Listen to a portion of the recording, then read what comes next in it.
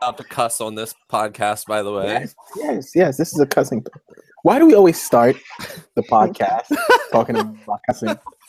Can you say that again though? Because I was told that I cursed too much. Who told you that? Who said that? Who said that? Remain nameless. Because have you listened to any of my other casts? A couple, yeah. Okay, yeah, those ones. Okay. Anyways, welcome to Earth 2 Comic Cast, where superheroes exist and comic book talk is the norm. Actually, comic book TV talk is the norm. We're going to be talking about Marvel's Runaways today again. So no wonder I can't remember that. You say that fast. I'm sorry. Let's try this again. Welcome to Earth 2 Comic Cast, where superheroes exist and comic book TV show talk is the norm. There we go. Thank you. So we're discussing. What are we discussing? Runaways. Marvel's Episode 8 and 9. Keem, this is where you take off. Keem is going to be moderating today, by the way, Earth 2. So Whoa. Is this I just put you on blast, so you have to take it from here. On the spot. I was not prepared for this because I should probably start with how episode 7 ends. That's what you should start with. Yeah. So Keem. So who remembers how episode 7 ends? Because I took notes on 8 and 9. Oh man, are we trying to say these episodes are pretty forgettable? Because that's what I'm hearing. They kind of. How does episode 7 end? Chase's mom shoots Chase's dad because he's coming off that drug. Yeah, that's it. You mean the nut? The nut. Oh wait, was the drug what was making him go crazy? Because I really didn't understand what was going on. Yes, it was Jonah juice. All right. So Juice is like meth. Is that what we're like? You're happy when you're on it, but then when you start coming down, you get really cranky and like want to shoot people. I think so, because in episode 8 that we're going to be talking about. By the way, you know what? I'll just do this. The title of the episode is Tsunami. I see what you did, Keem. I see what you did. But anyway, so the title of the episode is Tsunami. Yeah, it ends. It pretty much. Was it the worst episode yet? Yes. Did it start off with a flashback? Because I kind of feel like it did, in a way that episode 9 started with the flashback. I can't remember what episode 8 did, but I wouldn't be surprised. It seems like every episode starts with a flashback. Yeah, because I kind of feel like we got a little glimpse of what's her name, the dead girl in this one. Amy. Yeah, did we get a glimpse of her? Ava? That wasn't in the beginning. That was in the episode. Oh, so it was in the episode. It wasn't in the beginning. So it literally starts off where Chase's dad is shot, is on the ground bleeding, and his mom is like literally handshaking, like, "Hey, I shot your dad." Chase is like, "Yo, we have to save dad," and then she ends up calling Pride, or the members of Pride, and it's like, it's a frenzy because the first people that get there are, I think, Nico's mom and dad. Yes, because it's registered to Nico's dad. Yes, which are like the worst people to get there, because Chase is already upset that Nico's dad, Robert, kind of like is messing his family up, so he wants to like destroy him. Nico's mom comes in and kind of sells the situation, and the next, he's gonna need therapy for the rest of his life. Definitely. The next parents to show up are Alex's parents, right? Yeah. Because Alex's dad showed up mad casual, like, "Hey, Chase, how's it going?" Like, dude, my dad is like, Did he bring a gun? Yeah, he brought a gun though, because he's like, the last time they used the keyword tsunami, it wasn't a good thing. So he brought a gun because he's the black guy with the gun. And yes, the last couple to show up. That is really offensive. Hey man, he did show up with a gun. And the last couple to show up were Gertz's parents. Yes, Gertz's parents. The reason they were the last to show up was because Molly was kind of found out by Pride for having known about the ritual sacrifice thingy they do. And found out, she told herself. Oh yeah, she told her herself. And so they're like, contingency plan, we got to get you out of here. And so boom. So they're, getting her out of there and getting rid of her, and that's how this episode kind of lands itself. But also in the episode, Alex kind of like tells Nico about his sister and the fact that she trusted him with a lot of things. So that didn't one go thing over I'll say well. about that part is my wife was really struggling to follow that part, and I was struggling to follow it too. Like, why I don't understand what the Nico Alex argument was exactly about. Is Alex blaming himself for the suicide? Is that basically the idea? I don't ask me. I think what he was saying was number one, he knew that she was in trouble, and then he saw the shift in her attitude and personality. So he should have been the one to, the little dog in the background sleep is killing me. Free. Wow. Sorry. So he felt like he should have been the one to recognize that something was wrong, and he should have checked up on her and been more present more often so that she would not have killed herself. Allegedly.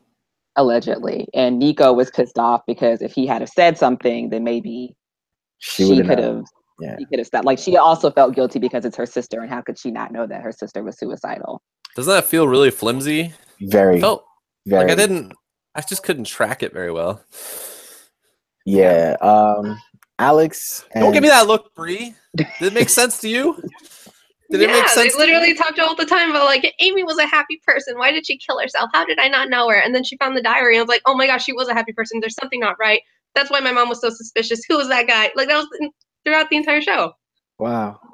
Forgettable episodes, I'm guessing, Patrick. Come on, Patrick. Come on. No, I just didn't understand why it was split. So let me be clear. I didn't understand why it was splitting them apart. I didn't understand why especially Nico was angry at Alex. Or Alex and Nico. Alex and Nico. I didn't understand why she was blaming him, really. Because he knows shit. Yeah, like, you would be pissed if somebody knew something about your loved one and didn't really tell you, and that loved one dead. Yeah, I can understand. I can understand that. I noticed how we're kind of talking around the parents this episode because they were annoying. They were literally. We're getting there, but I don't want to spend too much time on them because. Oh my gosh, that episode's so bad. I don't know about so bad. It was plenty hilarious, but it just kind of felt like a phone-in episode. Like, they were like, "All right, I'll read my lines, and I'm not going to really take this very seriously because this is the most ridiculous plot I've ever read on a page." And, like, at one point, I thought it was like Saturday Night Live, and they were going to break out a character and start laughing because they found it so ridiculous.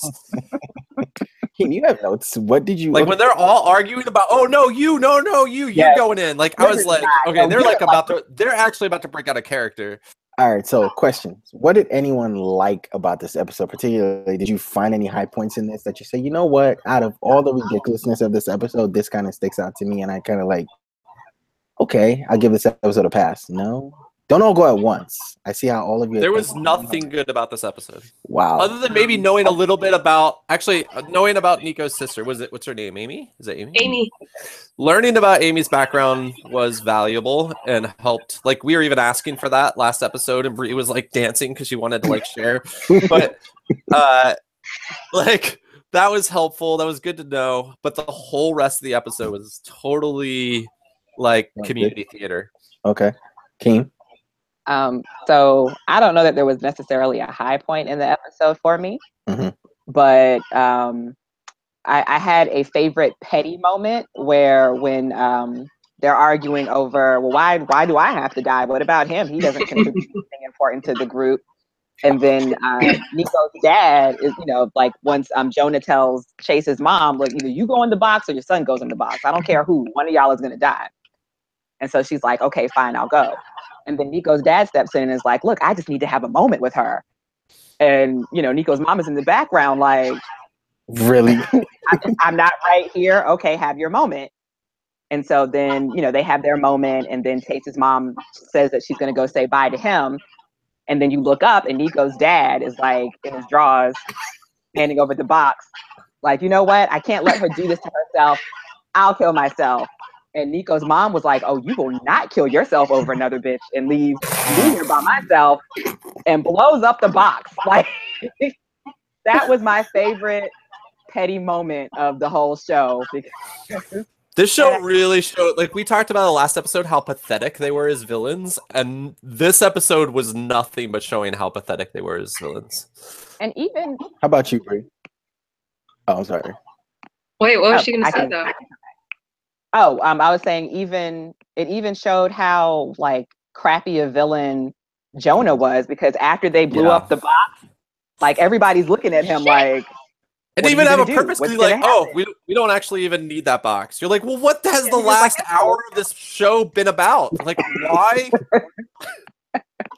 Because he said that was the last time that they used the box was the last time that he was going to need it. So he's like, well, it blew up. We're going to have to figure out some other kind of way to bring this dude back. But it's cool. Like, I'm like, no, where's your villainy? Why aren't you blowing people up? And I don't know. Is there like angry jizz? Like hitting them with angry jizz and making them... That episode, Jonah was really bad. I think he grows a little bit for me in the next episode. But in that episode, I was like, I'm like done with this big bad. All right, Bree, what about you? Do you have a moment in this episode where you can like, okay, I might, after seeing all the ridiculousness, like this works for me? No, yes, no, maybe so. I mean, I did like all the Amy stuff because, they finally talked about her instead of just being like, I'm sad about Amy and then never talking about her. But I did. It was amusing. I got to laugh at them. Yeah. Like, let's kill Carol. Okay. Oh, Janet. Sorry. White girl. My actual favorite moment is when Nico's dad, Robert, and Nico's mom had a moment and they were talking. I mean, it was in Japanese though. I didn't understand a word they were saying. But it looked like, oh yeah, you did. I'm sorry. So when this episode does drop, when we post this on the website, I will put the I'll put that picture. What was it, Bree? What was it? Yeah, it was basically, I don't know how we got to this. I'm so sorry. Can I have another chance? Yeah, pretty much. That's exactly what you said. Like, okay. Yeah, like she wasn't gonna give him another chance the next episode. But yeah, whatever. I would feel some kind of way about my husband getting ready to was about to sacrifice himself. It's like, you're about to leave me with a whole ass kid. We've lost a daughter already. And now you're going to kill yourself for the woman that doesn't want you. Like, even though her husband's dead, she's still not trying to be with you right now. Right. No, you can't have another chance. All right. So that's enough of the adults. I don't think, I like Patrick said, I don't want to waste too much time talking about them because they were ridiculous in this episode. How about the kids? What about them? Did any of them like stand out to you? I really felt bad for Chase. Is kind of... It's Chase, right? His like whole arc during this episode was interesting, but it didn't make sense to me. Again, it didn't make sense to me in the end because she just like comes in at the end and is like, "Oh, well, Pride's gonna take care of it," and he's like, "Oh, okay, I guess that's fine." Like, I don't know. It didn't. I liked how they like snuck into his room. I actually really liked the whole thing where he called Gert first, although it gets a little confusing in the next episode. But I like that whole little like he calls Gert first, and she's all mad because, Anyways, that felt like Runaways to me. Like those, I know it's like kind of like petty teen stuff, but that's like what Runaways should be to me, is like teenagers, not adults. Don't give me that look again, Bree. Bree's had it with you trying to give the show a pass. Look, I'm still on team get rid of Alex because he is so annoying. Reason being, you cracked this thing. You've been trying to crack this thing like 3 episodes now, and you did not back up the file. That is the first thing they teach you anywhere. Make sure you have a backup. Make sure you save it to the cloud, do something. And it was the most, honestly, it was the most flimsy, like, oh no, we've lost our leverage. Now what can we do next? Like, it was so dumb. And I don't know how I feel about it. I feel Chase is, he's stuck between I hate my dad versus, oh, my dad was my dad for a minute, like, and I love him. And it was just very weird, but I can almost understand where he's coming from. I mean, almost, not like fully understand it. Hold on. I'm gonna get Patrick on Bree right now. Don't give me that look, Bree, because I saw it already. But you gotta call her out. You can't. The thing with Bree is you gotta call her out. You have to ask for her to speak her mind. No, she had this look ready because I said I felt sorry for Chase, and she had this look ready to like, are you serious? Nah, if you want to say something, go ahead, Bree. Like, you have the floor now. I didn't say anything. I don't understand why they had to make the. the brain tumor just sounds really fucking stupid to me. Why? And like, if he's been abusing you since you were like 5 or 10, it's not the brain tumor. But like, I understand him wanting to like actually like, oh my gosh, he finally bonded with his dad for once. Yes. But I was really mad that he was mad at his mom for going out on his dad when like his mom needs to leave the bitch behind. I mean, yeah. I guess in his. I mean, how do you leave that episode and not hate him? And like when he breaks that laptop, I'm ready to. Like, I was just like, what are you doing? He couldn't just snatch the laptop. Him breaking that laptop and Nico charging in her sister's room, like not taking the phone with her. Stupid. Like there is portable chargers now. Like, well, okay, so can we just ask why the parents never confiscated the phone in the first place? Like, we find it. It was hidden underneath the mattress, like in between the mattress. Yeah. Like in the most obvious space. I would search right there first. Yeah. Does anyone else think Robert's the one who killed her? I'm starting to think so. I'm starting to think that Robert is like go hard. Like he might be really chill. He might appear really chill, but I'm starting to think Robert is as go hard as possible right now. Like especially after looking at episode 9, I was like, okay, Robert doesn't look so innocent anymore. I don't see that at all. So I'm curious why you think that. Catch me up on the fan theory, Bree. That's not a fan theory because I'm not really a fan anymore. But wow, she's done. Well, I don't know. I just Nico's mom doesn't seem like she would actually like put her kids in danger. She doesn't give a fuck about anybody else. Or like Runaways. All of the snitching that she does because she's like, we need to make sure that we're keeping our kids safe. Right. Yeah, like she's the only one where it's like she seems to do, even like in the beginning, it's like, no, we're gonna keep doing this shit because I think Jonah would go through with this shit, and I have children, and like, oh, this is in the next episode, but like he threatens, so I would be, I don't think she would hurt her kid. It's a good idea. No way. All right. Yeah. All right, totally throw somebody else's kid under the bus, but not her own. Yeah. Oh yeah, totally. So are we done with episode 8? Because we're done. We're done. It just feels like we breezed right over that. It's but Keem, don't you have anything from your notes you want to throw in real quick? You know, let's see. Oh, my God. Go ahead, Bree. While she's looking, go ahead, Bree. Yeah, go ahead, Bree. I don't understand what Jonah is anymore. Because if that box can be used for what's his face to be revived, then why the fuck is Jonah just a really old human? If she could have killed the box the entire time, why didn't she do that while he was old and wrinkly? Like, it's done. I could have gotten rid of him. Is there a puppy head behind Bree? There's a little puppy. No. To your left. Oh, my left, your right. Oh, you're talking about the mask. Oh my God. That's creepy. It looks like you mounted a puppy head on your wall. I am so sorry. I just really got out of character real quick because it was staring right at me, and I'm like, okay. So let's see. The only real notes I had was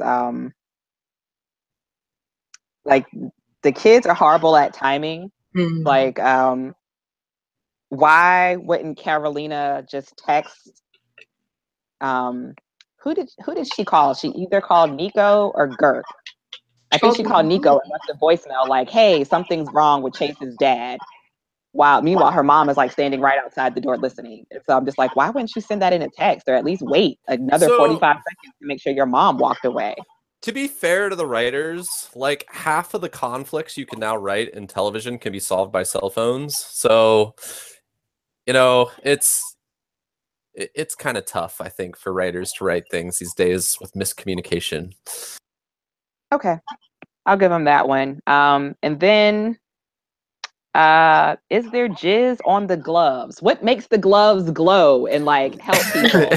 Yeah, what is up with the gloves? What did they do to those gloves to make them special? Did Jonah make the gloves or the gloves pre-Jonah? Chase is the one not the gloves. Not Chase. The gloves. Healing gloves. Yeah. Oh yeah, why couldn't Jonah just make those gloves again for Stein? Like what is the gloves? He ran out of G's. Or maybe they're not made by him. Maybe we don't understand Jonah at all yet. Yeah. That's part of the problem is we just don't understand him yet. He could be on some Wizard of Oz. Oh, it'll come. It'll come. Don't worry. You know what's going to happen is they're going to end the season on a cliffhanger. Oh my god! And then the opening for season 2 is going to be 2 episodes long flashback. Yep. And it'll be like a 30 minutes prior flashback. It won't even be a relevant one. That is going to kill Patrick. I think at that point, Patrick might actually smash his pad, iPod, whatever he watches these things on. He's going to be done with it. I think I want to be done with episode 8 now. If you guys have something else to add. Yep, let's move on. Because the next episode is interesting to talk about. The next episode is pretty good. The next episode, I think, was called Dead. Someone help me out, please. Doomsday. Thank you. So it's pretty much okay. So now the kids have no other leverage, and there's a dance coming up. But Chase is still like the outcast because he smashed the laptop. Everyone is still mad at him. So this actually started off with the kids. No, it didn't. Flashbacks. It started off with the flashbacks. Of flashbacks. This was the best, I think, of them. It was short. It was sweet. It was to the point. I mean, I was annoyed the moment I saw the flashback was coming, but actually, it was the best of the flashbacks. Yeah, it was. Like by the time they rolled the intro, the flashback was over. Mm-hmm. There were 2 flashbacks the actual plot today. Well, I totally blocked out the other one, so. Yeah, Patrick really doesn't care for flashbacks, but yeah. Not they explain. The only thing I hate more than flashbacks is when they open a show like in present time, and then they do like the intro, and then they're like 3 hours prior to that. I hate that even more. Yeah, so the show opens up with a flashback. I'm sorry, go ahead.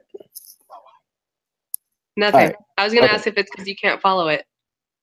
Ooh. Yeah, it is. I was going to ask that too. I have a friend whose grandfather used to hate flashbacks because they confused him. So he would get mad when there were flashbacks in the movie. So Patrick is an old grandfather. They're really, let me tell you, for kids, flashbacks are really confusing. Yeah. I could see that.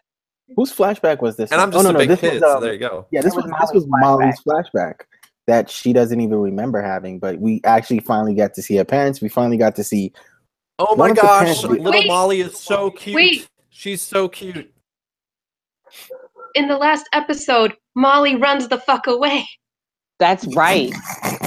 I forgot about that part. We kind of missed that point where her parents leave her a note. Yes, a cryptic note and a key. And she runs away.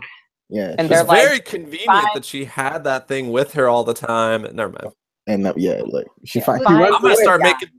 I think the key wasn't in the elephant. No, the key was in the letter. It was in the envelope. Yeah, in the envelope. So she runs away. What was in the elephant? Nothing. It was the clue to the fact where she where the key goes to. Yeah, because she left the elephant in one of those train stations, and she had to go. Yeah, she had to go to the train station. She went to. But what if she didn't remember that? Like, what if that wasn't in her memory at all? Because I know I've lost childhood and. Who are these parents that make videotapes all the time for their You have a stuffed animal that you hold dear to you, not from experience, by the way. I'm just spitballing because no, not experience. If you have a stuffed animal that you hold dear, where's Bree's wall of poo? Oh man, I have a Wonder Woman poo now. By the way, it's great. Okay, all right. So yeah, it opens up with we see Lil Molly and her parents, and we actually get to see one of the parents be a villain in this episode. So it's like we finally have a parent to root against. Wait, you weren't rooting against her the entire time? I just didn't care about her. Against all the parents, but at least she did something villainous and competent. She did something villainous. It's like, oh, finally a real and competent. It actually worked. She actually, almost competent. The little girl survived, but nearly competent. Yeah, because in a way, I've been rooting against Nico's mom. It's like she, to me, appeared the villain because she's so stone cold. She's so cold. But she is though, because she'll snitch in a heartbeat. Like, it doesn't. Because she called Jonah in the last episode, right? Yeah, and they were like, who called? And he was like, thank you for calling. She was like, what did you expect? You were gonna screw this up anyway. Like, I'm the wrong person to say this, but is Nico's mom like an Asian mom stereotype?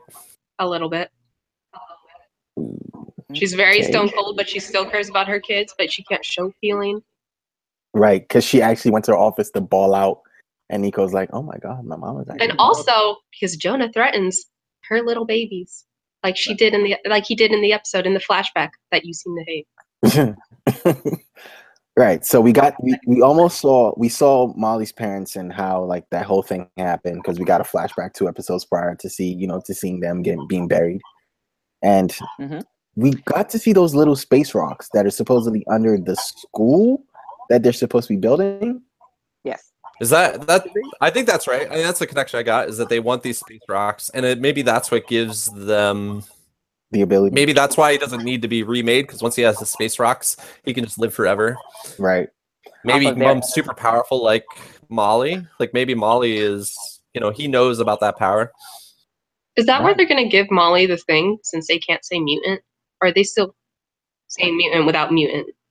I don't think they can say mutant yet. They can't say mutant yet, but it's coming. It's it'll be interesting. Maybe by season 2, they'd be able to call her a mutant. So, we fast forward from the flashback. We're in present time. They're in school. Sorry. What'd she say? No, go ahead.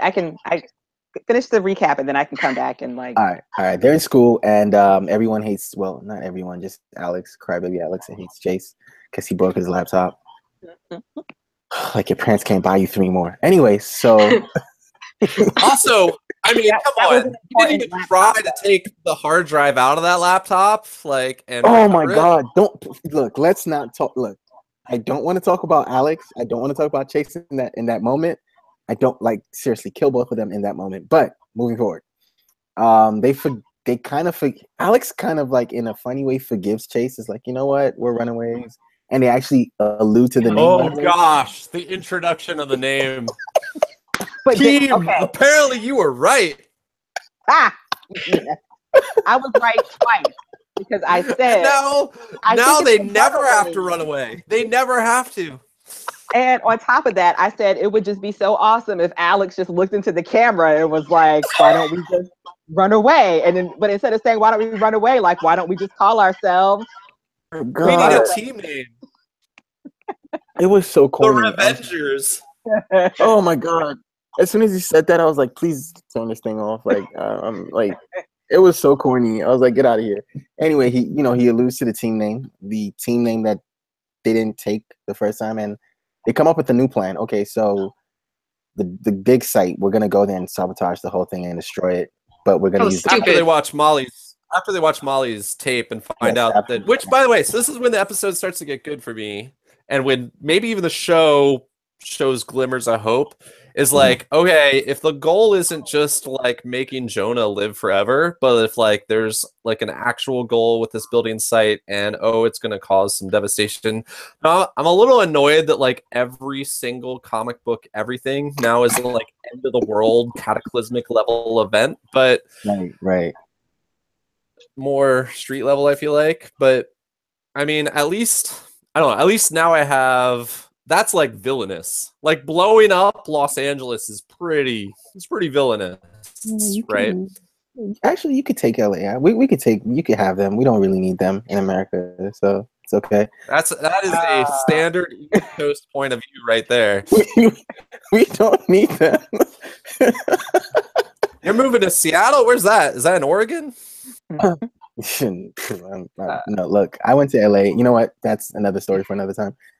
But anyway, so, so they find out this dastardly plan. Yes, I used the word dastardly plan, to kill everyone in LA. And they decide, okay, no, we have to stop them. We have to save everyone. And this is how we're going to do it. We're going to use the cover of the dance. And at first, Gertz bought the tickets for the dance because she hated the girl. And it just happened to be convenient enough that, we're going to use the cover, dance as a cover. I really like this stuff because it starts to feel like Runaways. They're developing a plan. They're working together. I'm starting to be like, okay, this is the show that I wanted back in. I mean, we're in episode 9 now. This could have been episode 2.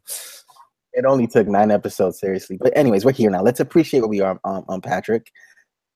So they come up with the plan and they all lie to their parents and they go. And this is Patrick hated this part of it where Chase's mom goes, "Hey, you can use any car you want. We have 12 cars. You can use any one of the 12." You want to drop the line, Patrick, or do you want me to do it? No, it's fine. I'll take a lift. Rather than these beautiful, exotic sports cars that I can roll up to my fancy swag high school dance in. Right. I'm going to Which take a is lift. so dumb because if I was in high school Not at an the Uber, time but a and lift, by the way. Let's be clear. Well, because and I had any one of those 12 cars, I'm driving to school. Sorry about that. But ever since the first episode, though, they've been taking lifts, and they always make sure, like when they get out of the car, they pan in on that little lift sticker in the back window. Like, actually, I don't know if y'all can see this, but like my notes, actually, like my first note was like sponsored by Lyft because Yep, I know that. Sponsored by Lyft in Los Angeles. Yes, damn. because you have to say the name. I can barely afford to take Lyft cars, and I have a full-time job. Like, how are they affording to ride around all these places? You have 12 cars in your garage, and you decide the best way to travel is to take a Lyft. Hey, It does not make any sense. What teenage boy is like, no, that's fine. No. Weren't they supposed to be like undercover? Why would you take a nice ass car to like a site? Wouldn't that be? Let me see. I'll take the nice ass car to school. Now I'm gonna roll my eyes at Bree. Anyway, so he's because it's a fast getaway car. If the bad guys are coming, you need a car to. Haven't you ever watched an action movie? They're about to blow up this. They're about to blow up this thing, and the bad guys are gonna come, and they gotta get away. Okay, the plane was stupid anyway. It's not a lift. You don't want lift as your getaway car. The best part of this episode to me is seeing Carolina's snake fake dad. I hate him so much now. I hate him so much. Yeah, he's a horrible person. Yeah.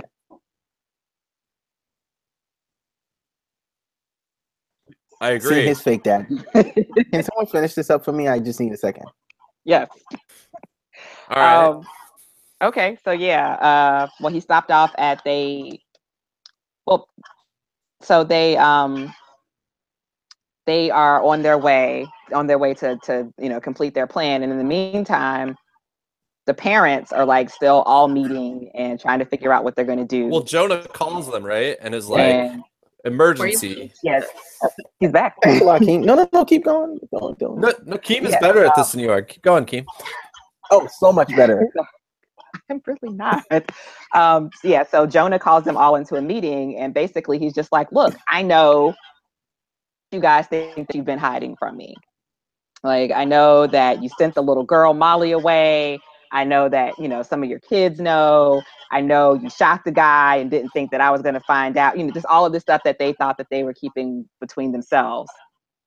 He already knew. And so now they're like, well, how did he know that? And they're all like, first they look at Nico's mom because she's been snitching the whole time. And she's like, it wasn't me. And then they look at Carolina's mom and she's like, it wasn't me either. So they're all sitting there really trying to figure out like who the fuck has been telling. Jonah finally becomes a decent villain at that moment. And the second part of why he becomes a decent villain is because he says that one of them told him this stuff. Yeah. But the reality is he got it all from Carolina's dad, who's not one of them. So what that means is they're all looking at each other suspicious, even though none of them actually are the one who told him. Right. That's super villain good stuff right there. Right. Oh my gosh. We skipped over such an important scene. Oh, I figured that's next. I figured that was next. Well, we already said that they were en route to the place to blow it up. But before they were en route to the place, they had gone to the dance, and Gert and Chase take a walk, and then they start like slow dancing, and she starts talking about being invisible and how everybody saw him and nobody saw her, and even he never saw her. But then he's like, "Yes, I did see you," and she's like, Bree, "I know." Bree, since I'm so aloof. Can you help me here? Was there a lot of chemistry between these two characters before this episode? Okay, the only thing I hate is like they were pushing it, but then they made Chase kiss Carolina, and I thought that was completely random. But no, not really. Aside from Gert chasing Chase. Well, I mean, it's been obvious the whole time that she liked him, and so every now and then there was like these little passing glances and stuff, like the episode where she said that she would help him study. You mean when she looked at his crotch? Spanish. That okay? Yeah, she was like, "I'll help you study for your Spanish thing," and then she like looked at his crotch and then said something else, and he was like, "Oh, okay," and there was like a little smile or whatever there. Like it's super duper duper subtle. Like there's nothing that would make you be like, I need these two to hook up. But because they hooked up go fast. back. They went. Yeah, like it moved fast. It took me a second to figure out what was happening. I was like, oh, okay, they're kissing. That's cute. Wait, she's taking off her sweater. Why is she doing? Why is his shirt off? Oh my gosh. That is exactly right. That is exactly right. I was so confused. I was like, wow, clothes are coming off. Even actually after the scene, I was like, did they have sex? I'm not totally clear. I blocked that out so hard. I feel like maybe it was just some over the clothes dry humping, but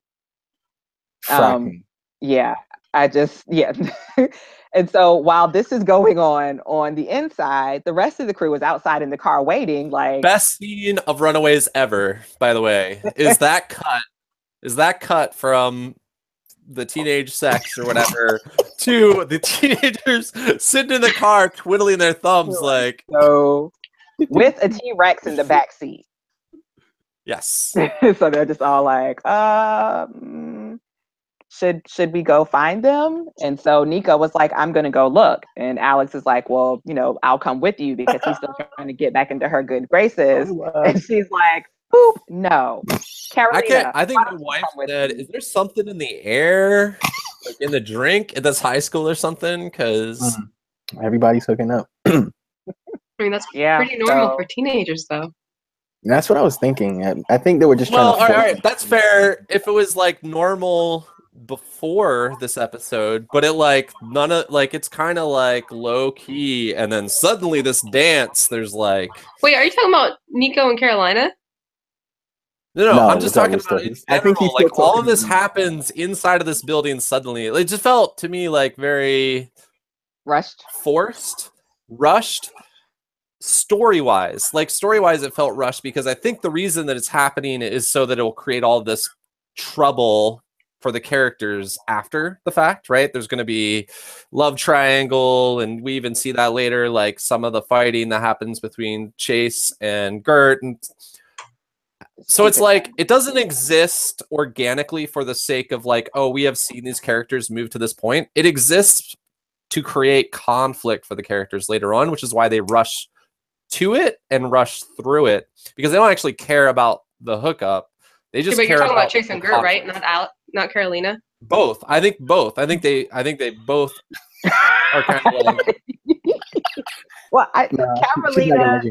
Carolina and Nico didn't feel as rushed to me. So Carolina, I agree with that. Yeah, they get out of the car. If they had like immediately had sex, it would have felt pretty rushed. Oh no! If no, please God, no. That's all of it was too much. Yes. But nobody knows what you're talking about though. So Carolina and Nico get out the car to go to find Gert and Chase, and Carolina stops Nico in the hallway and just professes plants one on her. Yeah. And so they just have a little suck face session for a second. And, then she's just like, if we die, I would feel bad if I never got to do that. And then they look up and there's Gert and Chase coming out of the room, like putting their clothes back on. And they're all just kind of standing there like, oh, this is awkward. And then they get back in the car and go on to actually do their Runaway stuff, right? Plan, yeah. The best part about their plan, or like the best part about them leaving to get to the dig site was, okay, so can we kill what's his name? Why are you so murdery?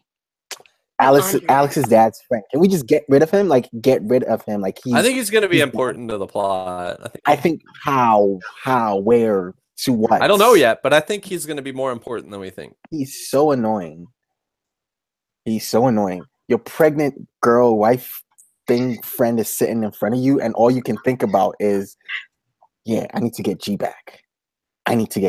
Dude, get over it, man. Just go get your girl some food. Go live happily ever what if after. he had a weak pullout game and really didn't care about the girl anyway, but he was just trying to do the right thing and keep her around? But vengeance is forever. So yeah, that's always going to take top precedence.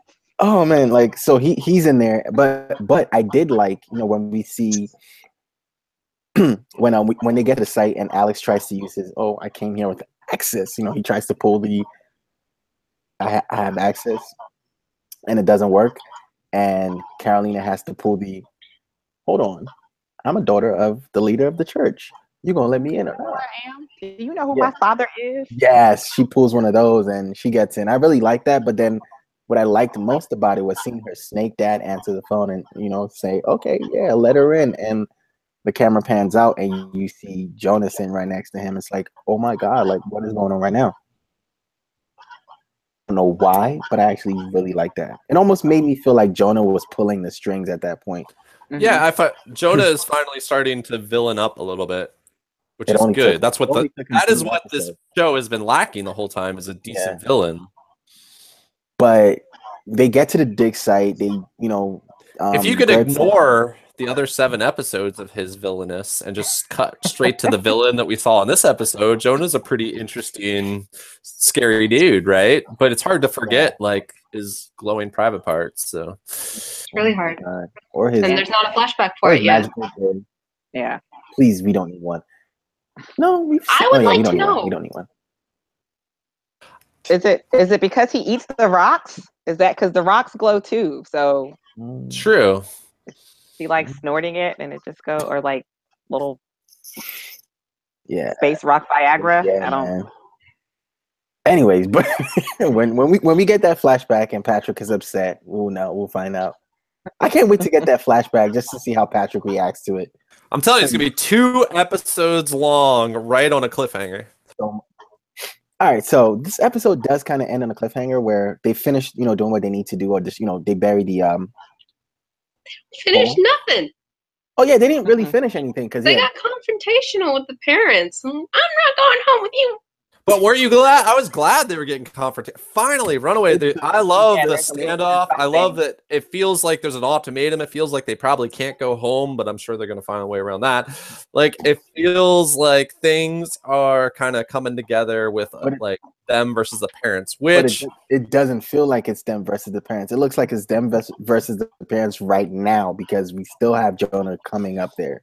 Yeah, that's fair. And there's a weird thing where it's almost like one of them says at one point about almost like it's our job to rescue our parents or something like that earlier on in the episode or something, because they don't think the other parents know that doing this will kill LA or whatever.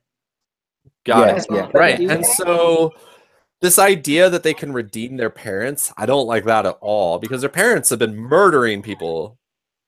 There's no redemption. Straight up murderizing people. Yeah, and so while Nico is trying to close the hole, you know, from the dig site, her mom comes in and, you know, we see and power changes hands. It's like, oh, you think you know how to do this? I will show you, little girl. And that was really sick. That's not exactly what she said. Well, she said if you very Asian, you should have came to your lessons. Yeah, like if you had stayed around a little bit longer, you would have known how to done this. Yeah.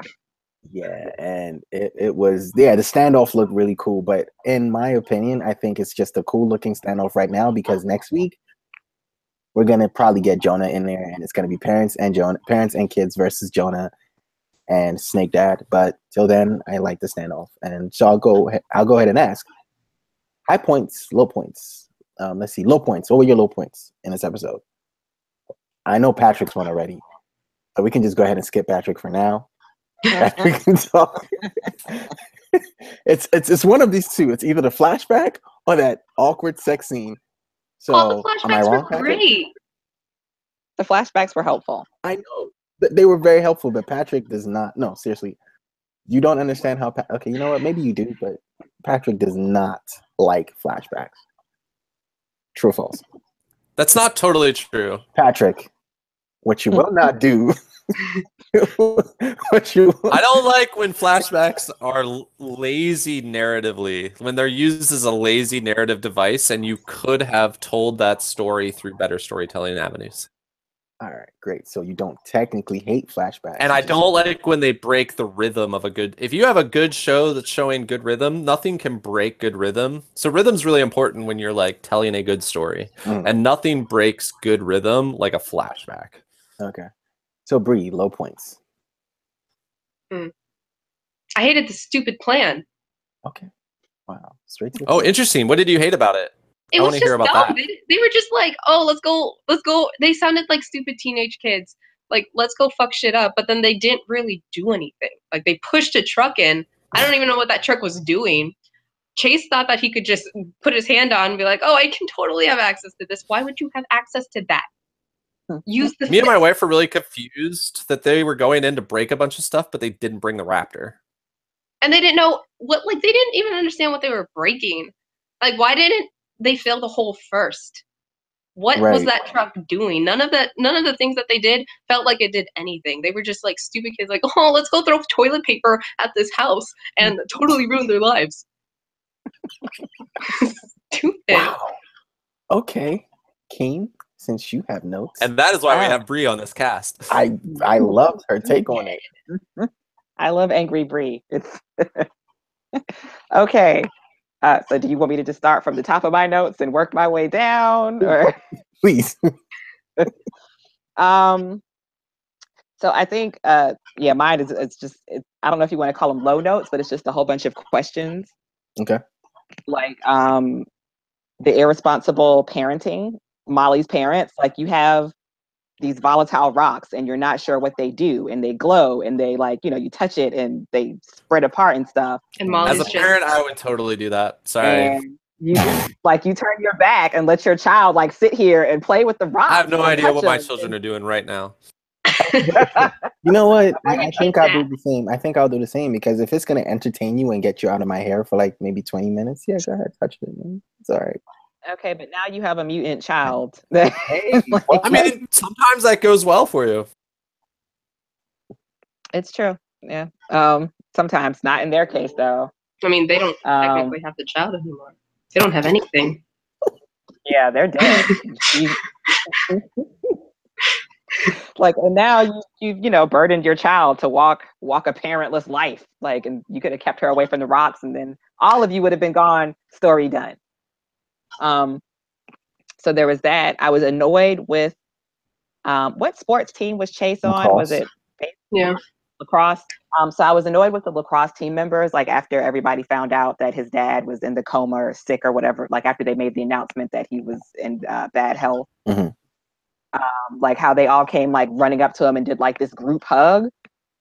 Like, you know, oh gosh, we're so sorry to hear about your dad.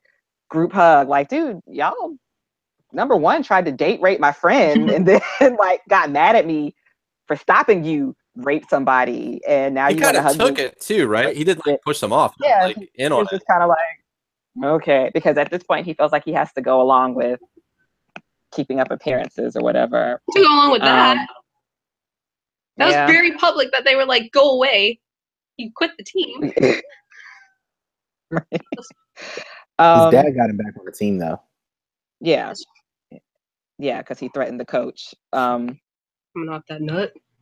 Okay, so this pissed me off and made me want to fight Alex when he said there is a VHS machine in the AV club closet. If this little mother... The line after that's the best line of this whole episode, though. Look. What was the line after that? Because VHS machine. One of them says that is the AV club is literally like what nerds are stereotyped as in television shows. Like whatever that line is, that line was amazing. I was so happy that somebody kind of told Alex to shut up, because he needed to shut up and just take them to the VHS machine. Dummy. Call it a VCR, making me feel older than I need to feel right now. Oh my gosh, what a dummy. And then one of the biggest questions I had was, okay, so a lot of times when you know that someone's doing something bad and you're a part of it, and you want to kind of set up some kind of safeguard for yourself, you put all the documents in something and you mail it off and you say, don't open this unless I die or something like that. So instead of doing that, Molly's dumbass parents decide that it's better to record a super vague 2-minute VHS tape and hope that she remembers losing her stuffed elephant Elion at a train station, and like hopes that the chick that they left the letter and the key with, number one, holds on to it. Number two, is still alive if the kid even ever makes it to her. Like, that is just, again, such stupid, irresponsible parenting. Like, all of this could have been prevented if they had have just sent like a tape to a news station. But haven't we established that all the parents in Pride, like I think Jonah targets bad, pathetic parents. Yeah, just dumbasses who are really looking for an easy way to climb the ladder, because that just didn't make any sense. Let's see, can we not keep dragging around a T-Rex in public? Like, they just keep throwing the T-Rex in the back of a station wagon, like Gert. Like, everywhere she goes, she's like, so they might as well show it in every episode. Like, let's take the dinosaur. But dinosaur, you can't get out of the car. Look, the show paid to have the dinosaur. Like, it's already been budgeted. We're going to show the shit out of the dinosaur. No, I think I think the dinosaur isn't in the later part just because of budget. Because they have to render all of that and put the CGI. Yeah, I mean, it's not going to do anything. It's just going to be there. Oh, we have it. Right, that's what I'm saying. I think that's why it stayed in the car. It was just budget. Yeah, it's like, yeah.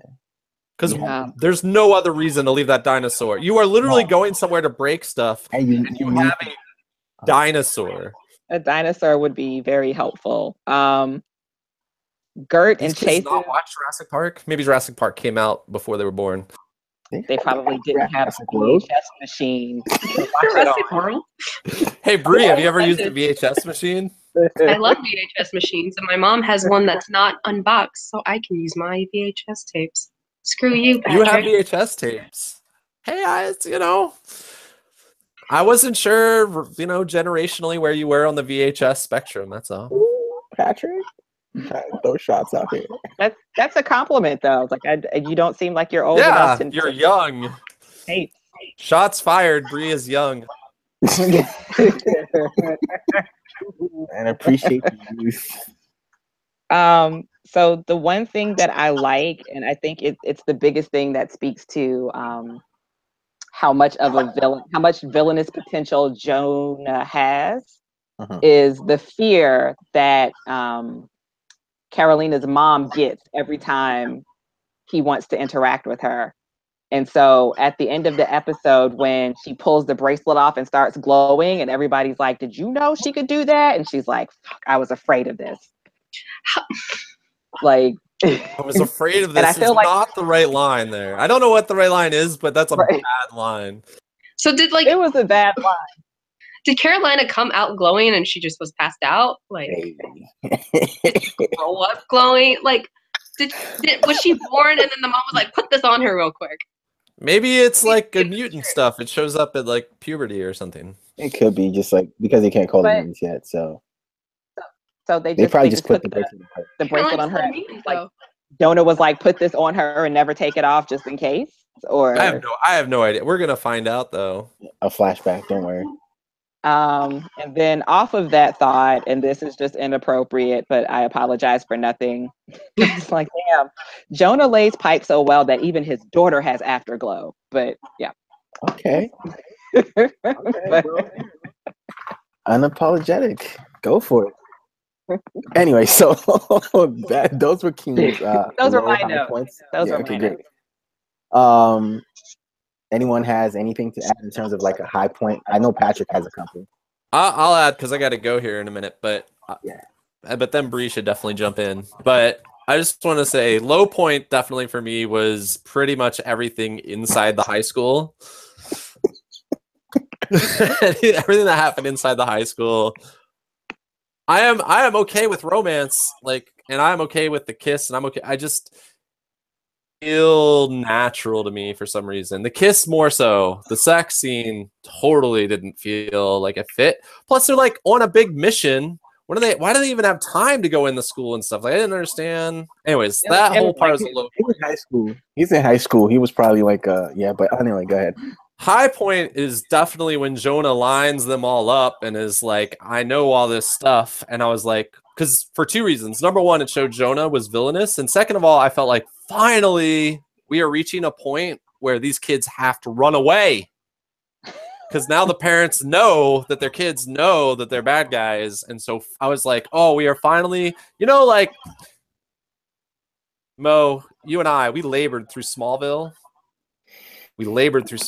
And you know how they would Clark would get really close to revealing his identity to different people, and they would finally sometimes cross that line. You're like, finally, that line is crossed. That's how I felt. It was like, finally, the parents know that in Runaways, these kids know, and the kids are going to have to run away. They're going to have to fight their parents. And so that scene did two things that should have happened in episode 2, and it made me very, very happy.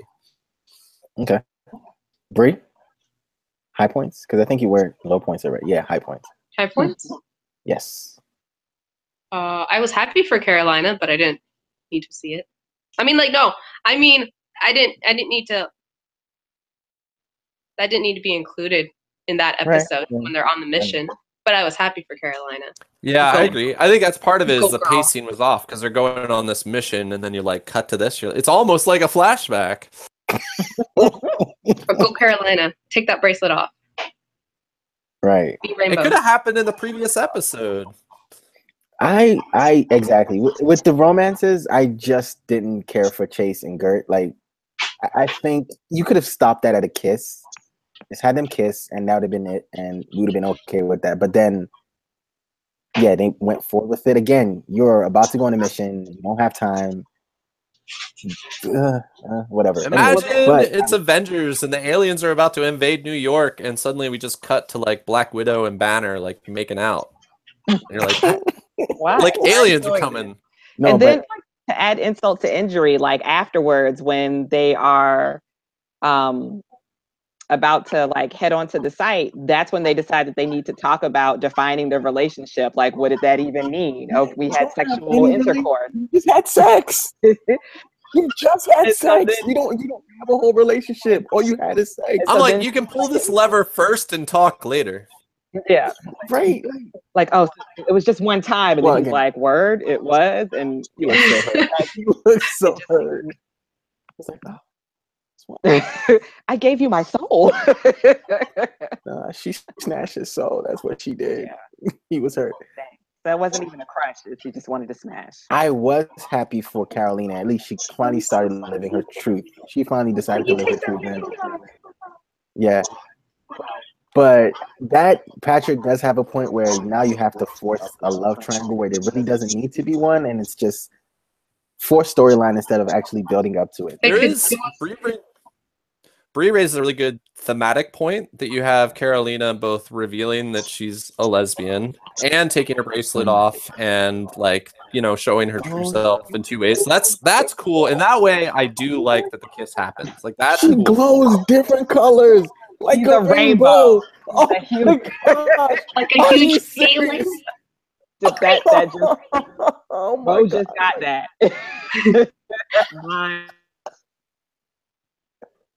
Did you not? Oh my gosh! Did you not get that? Because it's so great. No. It's so great. Oh my god! That's why Jonah glows white because he's straight. Oh my god! Get out of here!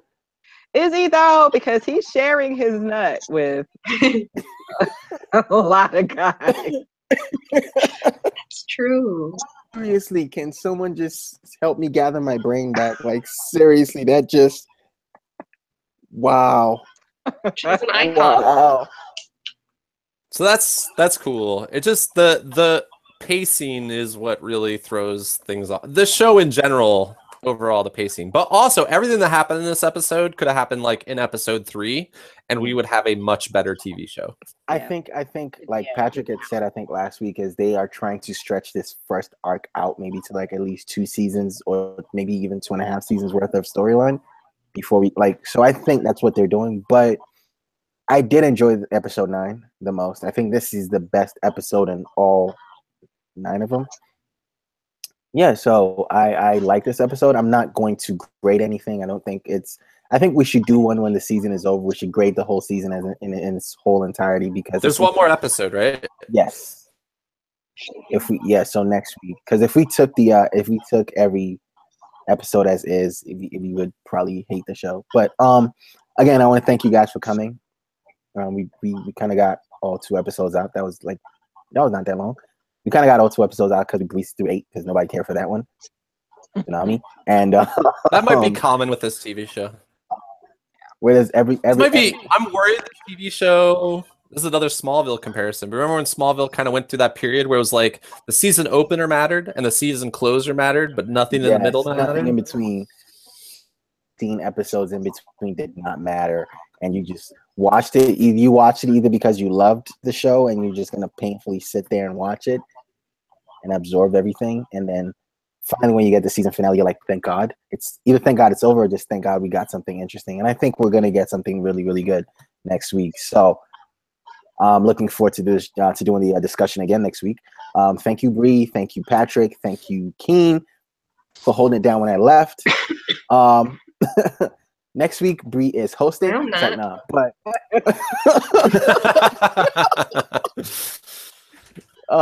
anyways, thank you guys for coming. Yeah. Man, we have a lot. Earth 2 is gonna be busy next week because I think Patrick, we have what's it called next week? Discovery. Next week, Discovery starts back. Yes, I'm so excited. Finally, yes. We're probably gonna do a Black Mirror thing this weekend. Ooh. Myself and so I'm gonna try to set that up, see who wants to join in. But that is all I have for Runaways for today. We just went through episodes 8, Tsunami, and episode 9, and we kind of found out Baby Molly played with space rocks that we don't know the origin. Yeah. Anyway, and we also found out that it's not called a VCR; it's a VHS machine. But anyways, thank you, Hulu. Thank you, Marvel, for that revelation. Thank you guys for coming again. I really appreciate doing this, doing these discussions with you guys. Oh, that's my Pride shirt. See that? Pride. Never mind. Yeah. It's blocked by like the whole string of people at the bottom. Okay. Anyways, thank you guys again. Thank you, Earth 2. You know where to catch us. Facebook, Instagram, Twitter, Earth 2 Comicast. E2CC is the website. And we are wait. Before I go, Keem, draw for the podcast. Let's go ahead and plug that real quick. You just did. No, I was saying, let me go ahead. You know what? Let me go ahead and plug that real quick. So I'm just gonna plug Keem. Somebody needs to hire Keem to write scripts for movies. I know. That's what I got. That's what I got. He's gonna be writing. But I gotta go. Our PCJ script. Thank you very much for coming. Bye, guys.